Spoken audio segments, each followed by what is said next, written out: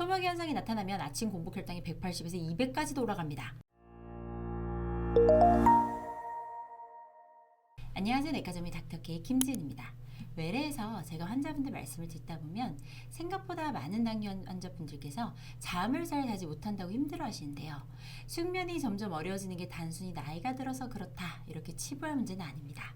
당뇨병 자체가 수면을 방해하는 요소를 많이 가지고 있는 동시에 그로 인한 수면 부족이 혈당 조절을 더 어렵게 하다 보니까 악순환의 고리가 만들어져서 나타나는 증상이에요. 그래서 오늘은 당뇨병 환자분들이 왜 밤에 잠을 잘 못 자는지, 그리고 그게 혈당 조절과 어떻게 연결되는지, 어떻게 해결해야 하는지 원인별로 알려드릴 테니까 끝까지 집중해주세요.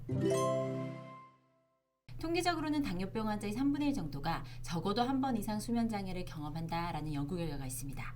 이게 단순히 피로해서 끝나는 게 아니라 잠을 제대로 못 자다 보니까 다음날 아침 공복 혈당이 매우 높게 측정되는 경우도 많아요. 어제 저녁에 많이 안 먹었는데 혈당이 왜 이러지? 하고 의아했던 경험 혹시 있으신가요? 이유는 생각보다 간단합니다. 우리 몸은 잠이 부족하면 혈당 조절 기능이 무너지기 때문이에요.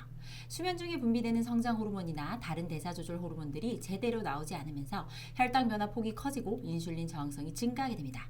그래서 당뇨병 환자분들은 하루 7, 8시간 정도는 꼭 숙면을 취하셔야 해요. 여기서 또 다른 문제는 당뇨병 자체가 수면장애를 일으키는 여러 가지 원인을 갖고 있다는 거예요. 자, 그럼 당뇨병이 왜 숙면을 방해하는지 하나씩 짚어볼게요. 크게 3가지 원인이 있는데 첫 번째는 야간뇨입니다. 이거는 자꾸만 이제 밤에 화장실을 자꾸 가게 되니까 잠이 깨는 거예요. 잠을 잘 때마다 2번 이상 화장실 가는 게 반복된다면 야간뇨라고 진단을 해요. 당뇨병 환자들은 소변으로 당을 배출할 때 삼투성 이뇨작용이 발생하면서 나트륨과 수분이 함께 빠져나갑니다. 이게 반복되면 체내 수분이 부족하고 갈증이 심해지고 자꾸만 물을 마시다 보니까 결국 밤에도 또 소변을 보게 되는 거예요. 그래서 당뇨 초기에는 다뇨라는 증상이 흔하고요. 이후 병원에 들렀을 때 다음 다뇨 다갈 이렇게 얘기 들으신 분들 많으실 거예요. 그리고 또 하나, 당뇨병 환자의 비만도 야간뇨의 원인이 될 수 있습니다. 당뇨 환자분들은 폐쇄성 수면 무호흡증이 흔하게 나타나는데 수면 무호흡증이 있으면 심장에서는 심박 나트륨 이뇨 펩타이드 AMP라는 호르몬이 나오면서 나트륨과 수분 배출이 늘어납니다. 그래서 이 야간뇨 증상을 없애기 위해서는 평소에 혈당 조절을 잘 하시는 게 가장 중요하고요. 동시에 비만이라면 체중 감량도 하셔야 합니다. 그리고 잠들기 2시간 전까지는 물을 너무 많이 마시지 않도록 조절하시고, 그리고 수면 무호흡 증상이 보인다면 반드시 같이 치료해야 돼요. 당뇨병이 수면을 방해하는 두 번째 이유는 바로 야간 저혈당입니다. 새벽에 혈당이 너무 낮아지면서 잠에서 깨는 거예요. 이 현상은 저녁에 먹는 당뇨약이나 인슐린 용량이 너무 과하거나 저녁 식사를 불규칙하게 했거나 거의 먹지 않은 경우, 그리고 과도한 운동 후에 신체가 충분히 회복되지 않았을 때 발생합니다.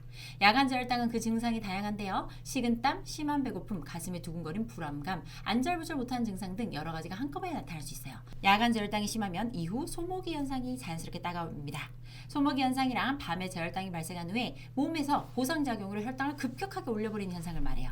소모기 현상이 나타나면 아침 공복 혈당이 180에서 200까지도 올라갑니다. 혹시 새벽 3시에 깨셨다면 그때 혈당을 재보세요. 이때 70 이하로 낮게 나오면 저녁에 투여하는 당뇨약이나 인슐린 용량이 맞지 않아서 생기는 문제니까 저녁 약을 조절하면 됩니다. 주치의와 상담하고 약을 바꾸실 때는 평소보다 혈당을 여러 번 재셔서 정확한 정보를 주시는 게 중요하죠. 그 정보를 바탕으로 당뇨약을 자신에게 딱 맞는 용량으로 맞춰야 하니까요. 또는 인슐린을 맞고 있다면 인슐린의 종류를 너무 빠르게 효과를 나타내는 그 속효성에서 중간형이나 지속형으로 바꿔서 천천히 효과를 발휘하도록 바꿔보는 것도 좋은 방법이에요. 당뇨병이 수면을 방해한 3번째 이유는 바로 하지불안 증후군입니다. 이건 이제 다리가 불편해서 제대로 잠을 못 자는 경우인데, 고혈당이 계속되면 혈관이 손상되고 혈액순환이 잘 안 되죠. 손끝, 발끝 같은 이런 말초 부위, 원래도 혈류 공급이 약한 편이라 영향을 더 많이 받습니다. 이런 말초 부위에 산소와 영양이 충분히 공급되지 못하다 보니까 결국 신경 기능이 떨어지고 저리고 감각이 둔해지고 찌릿찌릿한 통증이 시작되는 거죠. 고혈당으로 당뇨 합병증이 말초신경병증이 생기고 결과적으로 그러다 악화되면 하지불안 증후군까지 나타나는 거예요. 하지불안 증후군은 다리에 불쾌한 감각이 생기면서 다리를 가만히 있지 않고 움직이고 싶다는 느낌이 자꾸 드는 거예요. 대부분의 경우 다리를 움직이면 완화가 되고 휴식을 취할 때나 저녁이나 밤에 더 악화된 특징이 있습니다. 이런 경우에는 말초신경병증 치료제를 먹는 게 가장 효과가 빠르고, 가정에서는 따뜻한 물에 조격을 하거나 다리 마사지를 주기적으로 해주는 것도 방법이에요. 그리고 잠들기 전에 10분이나 20분 정도 심장보다 다리를 높게 두면 혈액순환을 원활하게 도와줄 수도 있습니다. 잘 때 압박밴드를 좀 너무 세진 않게 그렇게 하는 것도 다리를 편하게 만들어줄 수 있어요. 제가 처음에 당뇨 환자분들의 3분의 1 정도는 수면장애를 겪는다고 말씀드렸잖아요. 다르게 생각하면 3분의 2는 당뇨병이 있으시더라도 수면장애를 겪지 않는다는 얘기죠.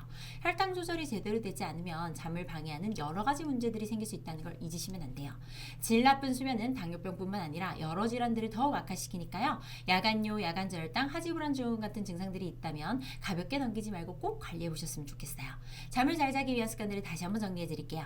자기 전에는 물을 너무 많이 마시지 않기, 저녁 식사를 일정하게 유지하기, 약을 바꿔야 한다면 혈당을 여러 번 기록하기, 야간제 혈당이 의심된다면 한 번쯤은 새벽 3, 4시 혈당을 체크해보기, 혈액순환을 좋게 하는 스트레칭, 마사지, 압박밴드 사용하기.